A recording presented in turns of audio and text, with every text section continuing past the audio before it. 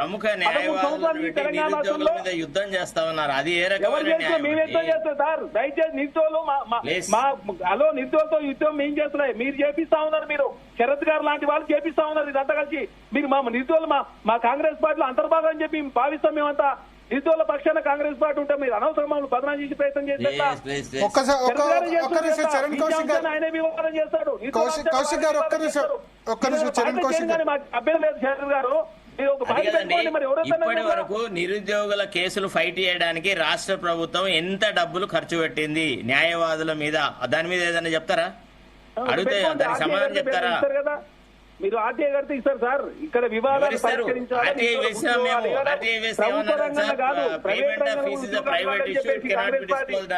Sir దయచేసి కాంగ్రెస్ ప్రభుత్వంలో ప్రభుత్వ ఉద్యోగ రంగంతో పాటు ప్రైవేట్ రంగంలో కూడా ఉద్యోగాలు లేవని చెప్పి ప్రభుత్వం భావించి కూడా ఏర్పాటు దయచేసి శరత్ గారు ఇష్యూ మొత్తాన్ని డైవర్ట్ చేపిస్తున్నారు. అశోక్ గారు ఇప్పుడు నేనేమంటా అంటే రీవాల్యుయేషన్ మొత్తం జరపాలి, లేదంటే మళ్ళీ ఎగ్జామ్ పెట్టాలి అన్నారు కదా మెయిన్స్ సంబంధించి. పైగా ఇప్పుడు ప్రిలిమ్స్ GO29 కేసు కూడా ఉంది. మళ్ళీ ఇప్పుడు సుప్రీంకోర్టు ఆ టైంలో ఎగ్జామ్ టైం మీరు లేట్గా వచ్చారని చెప్పేసి అప్పుడు పక్కన పెట్టింది. ఇప్పుడు మళ్ళీ నా ఉద్దేశం ఏంటంటే 12 సంవత్సరాలు అవుతుంది దగ్గర కదా. ఇప్పుడు ఈ కేసులు ఇవన్నీ మళ్ళా రీవాల్యుయేషన్ ఇవన్నీ పెట్టుకుంటూ పోతే Group 1 ఒక్క వ్యక్తి కూడా తీసుకోలేదు తెలంగాణ రాష్ట్రంలో Group 1 అపాయింట్మెంట్ లెటర్. ఇది ఎంతకాలం అవుతుంది?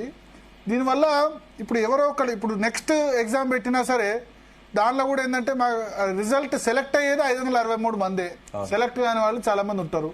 ఎవరికి సాటిస్ఫాక్షన్ ఉండదు ఈ డిస్క్రిప్టివ్ పేపర్లో. అసలు ఈ డిస్క్రిప్టివ్ సిస్టమే తీసేస్తే Group 1లో అది బెటర్. అది ఎందుకంటే ఇవాళ ఒక్క క్వశ్చన్ ఒక మల్టిపుల్ చాయిస్ లో కూడా వ్యక్తి యొక్క సామర్థ్యాన్ని అంచనా వేయవచ్చు. అంటే గతంలో ఏంటంటే సింగిల్ వర్డ్ ఆన్సర్ తో క్వశ్చన్ అడిగే సందర్భాలు, కానీ వాళ్ళ ఒక క్వశ్చన్ అడిగితే ఒక సింగిల్ క్వశ్చన్ వేసి క్రింది వాటిలో సరి అయినది అని చెప్పేసి కింద పారాగ్రాఫ్ రూపంలో 4 పారాగ్రాఫ్లు ఇచ్చి కూడా వ్యక్తి యొక్క సామర్థ్యాన్ని అంచనా వేయడానికి అవకాశం ఉంది. కాబట్టి నెక్స్ట్ ఈ నోటిఫికేషన్ విషయం పక్కన పెడితే నెక్స్ట్ నోటిఫికేషన్ ఖచ్చితంగా 100% మల్టిపుల్ చాయిస్ లో క్వశ్చన్ పెడితేనే న్యాయం జరుగుతుంది. లేదంటే Group 1 లోనే ఇట్లనే ముందు పోతూనే ఉంటాయి. ఎందుకంటే ఇవాళ రాజకీయాలు మొత్తం వ్యవస్థని మొత్తం ప్రభావితం చేస్తున్నాయి. రాజకీయాల గుప్పెట్లో IAS ఆఫీసర్లు పనిచేస్తున్నారు, రాజ్యాంగబద్ధ సంస్థలు పనిచేస్తున్నాయి. టోటల్ వ్యవస్థ ఈ రాజకీయ వ్యవస్థకు లోబడిపోతుంది. అంటే ఒక 1 year కూడా సరిగా లేని టైం లేనటువంటి సివిల్ సర్వీసెస్ డిస్క్రిప్టివ్ ఉంది, అక్కడ ఎందుకు రావట్లేదు విమర్శ? అక్కడ వాళ్ళు రాజకీయాలు ప్రభావితం కావడం లేదు, ఇక్కడ రాజకీయాలు ప్రభావితం అవుతున్నాయి. ఇక్కడ విద్యార్థులు కూడా రాజకీయాల ప్రభావితం. ఇప్పుడు మన తెలంగాణ రాష్ట్రంలో తెలుగు అనే అధికార భాషలో ఉన్నప్పుడు తెలుగు మీడియంలో ఉన్నటువంటి పేపర్లను సరిగా ప్రామాణికంగా తీసుకున్నప్పుడు తెలంగాణలో అధికార భాష తెలుగు ఎందుకు ఉండాలా? 40% మంది వాస్తవంగా ఫిలిమ్స్ లో క్వాలిఫై అయిన వాళ్ళు 60% మంది ఉంటారు. 10,000 మంది ఆబ్సెంటీస్ లో ఎక్కువ మంది తెలుగు మీడియం వాళ్ళు ఆబ్సెంటీస్ ఉన్నారు. ఇంతమంది ఉన్నప్పటికీ తెలుగు మీడియం వాళ్ళు 9.95% అంటే నీ కరెక్షన్ లెవెల్ ఎట్లా ఉన్నాయి? గందరగోళమైన వ్యవస్థలో ఉన్నాయి. ఇప్పుడు 563 మందికి ఉద్యోగాలు వస్తాయి, కానీ దాంట్లో సమర్థులు కావాలి కదా. రేపు ఇదే 563 మంది రాష్ట్రాన్ని మొత్తం నడిపేవాళ్ళు. ఎందుకంటే వీళ్ళే రేపు Group 1 ఆఫీసర్లు IASలు అవుతారు, IPSలు అవుతారు. రాష్ట్రంలో అన్ని డిపార్ట్మెంట్ హెడ్ ఆఫ్ ద డిపార్ట్మెంట్లుగా మారుతారు.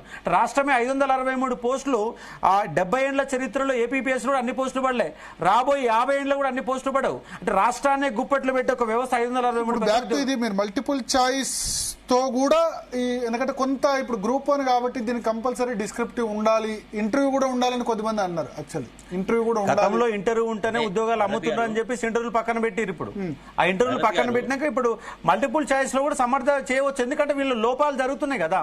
Telangana public service commission strength అనే చేయకపోతే వీళ్ళు ప్రక్షాళన అని చెప్పేసి ఒక చైర్మన్ ని ఒక 4 సభ్యులు మార్చేస్తే మొత్తం ప్రక్షాళన అయిపోతా. ఏ వ్యవస్థ కూడా సరిగా లేదు. దాని పేపర్లు అన్ని చేయాలి.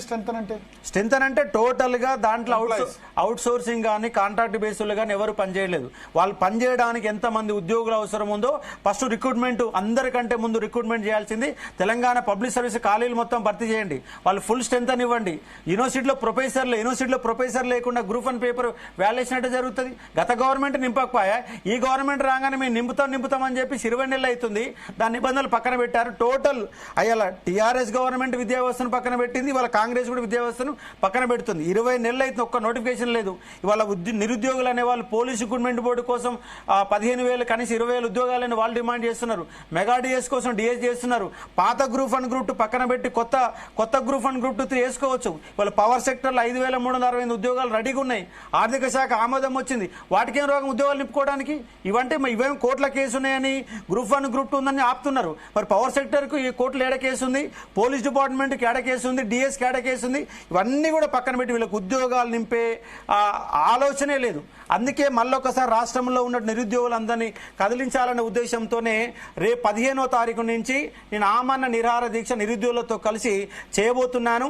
ప్రభుత్వమా అశోక్ సార్ అని తేల్చుకోవాలని, అవసరమైతే నెల రోజులైన ఆమరణ నిరాహార దీక్ష చేస్తాను కానీ దీక్ష విరమించకుండా ప్రభుత్వం యొక్క మెడలుంచడానికి ప్రయత్నం చేస్తా ఉన్నాం. చాలా మంది నిరుద్యోగులు వాళ్ళ ప్రభాకర్ చౌటి సార్ గారు మీ అందరం కూడా. ప్రభాకర్ చౌటి గారు మీ ఒపీనియన్ ఏంటి? ఎగ్జామ్ ప్యాటర్న్ చేంజ్ కి సంబంధించి విమర్శలు రాకుండా ఉండాలంటే చేయొచ్చా మల్టిపుల్ చాయిస్? ఎందుకంటే తెలంగాణ సివిల్ సర్వీస్ లాంటిది కొద్దిమంది ఏమో అసలు ఇంకా డిస్క్రిప్టివ్ ఉండాలి, డీప్ నాలెడ్జ్ ఉండాలి, ఇంటర్వ్యూ కూడా ఉండాలని కొద్దిమంది అంటున్న వాళ్ళు ఉన్నారు. మల్టిపుల్ చాయిస్ అయితే పెద్దగా గొడవ ఉండదని అంటున్న వాళ్ళు ఉన్నారు. మీ ఒపీనియన్? సార్, గ్రూప్ 1 అనేటటువంటి దానికి డిస్క్రిప్టివ్ అనేది ఖచ్చితంగా ఉండాలి.